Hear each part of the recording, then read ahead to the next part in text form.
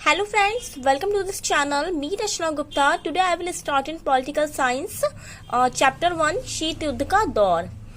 सबसे पहले जानते हैं कि शीत युद्ध होता क्या है। शीत युद्ध एक प्रकार का क्या था, वाक युद्ध था जो कागज के गोलों पत्रों, पत्रिकाओं, रेडियो और संचार साधनों के माध्यम से लड़ा गया था। इसमें क्या था, किसी भी प्रकार की कोई ऐसा रक्त रंजित युद्ध नहीं था जिसमें खून खराबा हो या जिससे लोगों को जान की हानि हो। शीत युद्ध क्या था, एक कूटनीतिक युद्ध था जो दो महाशक्तियों के बीच लड़ा गया था, जिसमें पहली थी आपकी सोवियत संघ और दूसरी संयुक्त राज्य अमेरिका। इस युद्ध में क्या था, इन दोनों का एक उद्देश्य था, ये एक दोनों को समाचार माध्यम के द्वारा क्या करते थे, एक दूसरे की कड़ी निंदा करते थे और एक दूसरे को नीचा दिखाने का प्रयास करते थे। फ्रेंड्स, मैंने जो ये सारे पॉइंट्स बना रखे हैं, आपको इसमें कोई भी इसके बाद बुक रीड करने की जरूरत नहीं है।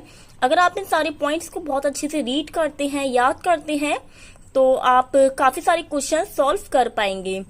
इसमें एक राइटर ने एक अपनी परिभाषा दी थी।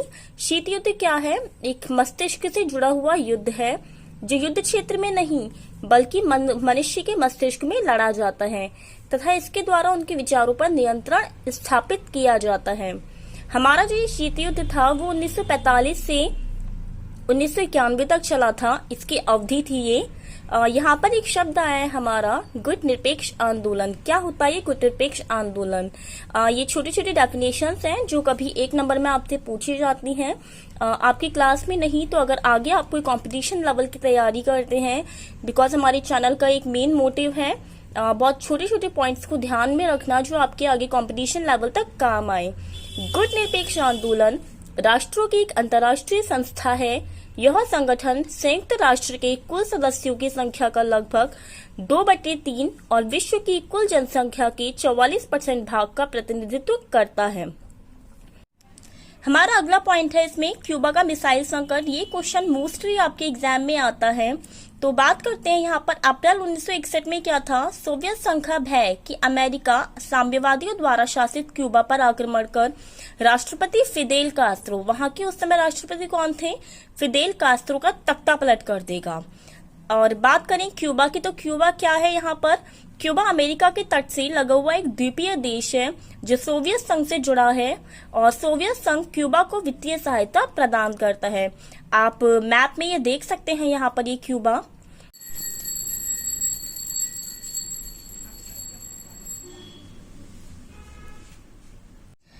बहुत छोटे छोटे ऐसे पॉइंट्स होते हैं जिनके बारे में हमको नहीं पता होता है डेफिनेशन, तो इन सब की डेफिनेशन मैंने यहाँ मेंशन करी है।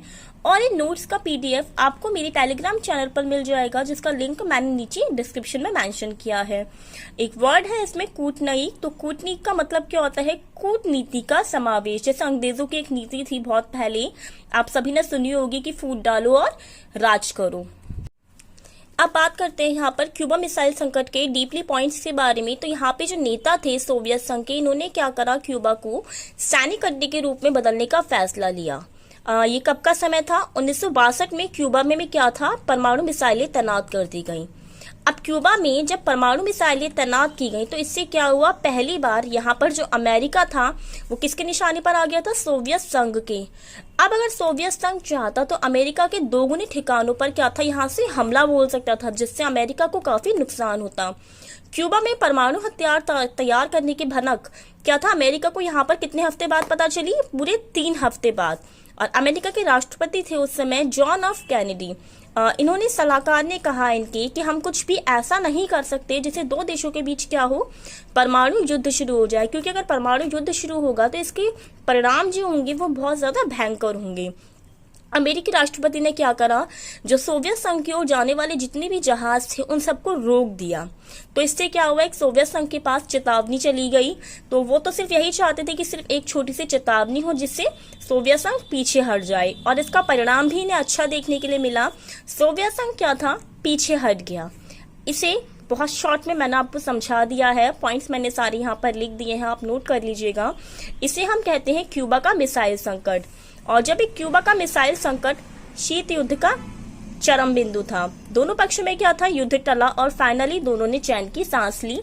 क्यों? क्योंकि अगर ये युद्ध नहीं टलता तो काफी ज्यादा जान माल की हानि हो सकती थी। नेक्स्ट हम क्या करेंगे, शीत युद्ध के कुछ पॉइंट्स के बारे में डीपली देखेंगे। शीत युद्ध क्या था, किन दो देशों के बीच लड़ा गया था, मैंने आपको पहले भी बताया था। फर्स्ट सोवियत संघ और दूसरा अमेरिका। ये कोई रक्त रंजित युद्ध नहीं था, आप देख सकते हैं। शीत युद्ध का वास्तविक संघर्ष क्या था, इस बात को लेकर था। यहाँ पर इसका एक मेन पॉइंट है कि शीत युद्ध का वास्तविक संघर्ष आखिर किस बात को लेकर था।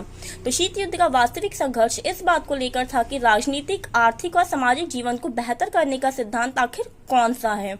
इसमें दो गठबंधन थे आपके, पश्चिमी और पूर्वी, जिसमें पश्चिमी गठबंधन जो था उसकी अगुवाई करता था यहाँ पर अमेरिका, ठीक है, जो किस चीज का समर्थक था, लोकतंत्र और पूंजीवाद का।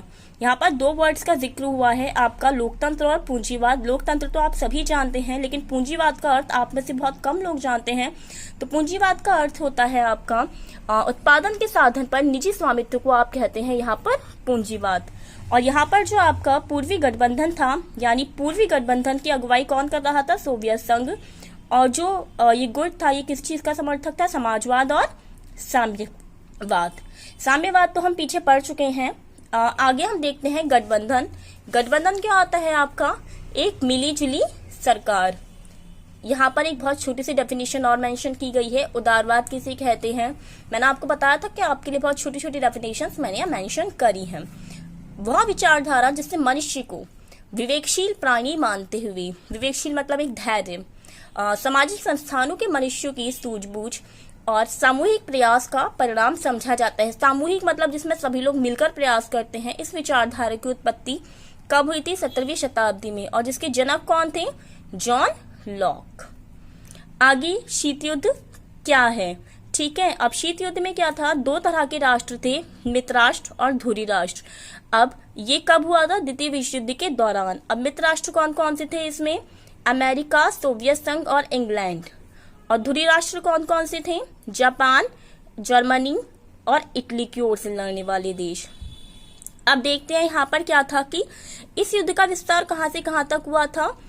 यूरोप के कुछ बाहर के एरिया थे इसमें, दक्षिण पूर्व एशिया, चीन, बर्मा और भारत के कुछ हिस्सों तक। और साथ ही में द्वितीय विश्व युद्ध में क्या था, प्रथम विश्व युद्ध में ज्यादा धनहानि और जनहानि हुई थी।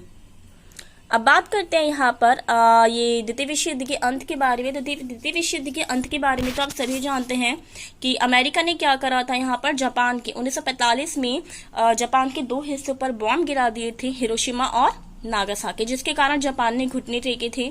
और ये जो अमेरिका ने किया था, ये हालांकि बहुत ज्यादा गलत था। अमेरिका ने शुरुआती द्वितीय विश्व युद्ध में पार्टिसिपेट नहीं किया था, ये हाल में बहुत एंडिंग में आया था अमेरिका।